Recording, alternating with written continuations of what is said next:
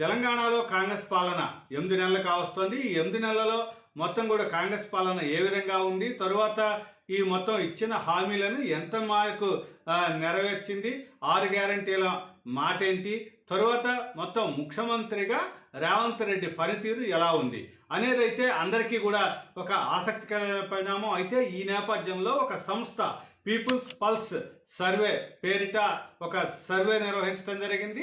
రేవంత్ రెడ్డి అయితే 70% పైగా మార్కుల్ని కొట్టేయటం జరిగింది. కాంగ్రెస్ పాలన ఏ విధంగా ఉంది అన్న దానికైతే ఈ సర్వేలో మొత్తం 72% మంది అయితే సంతృప్తి సాటిస్ఫాక్షన్గా వ్యక్తం చేశారు.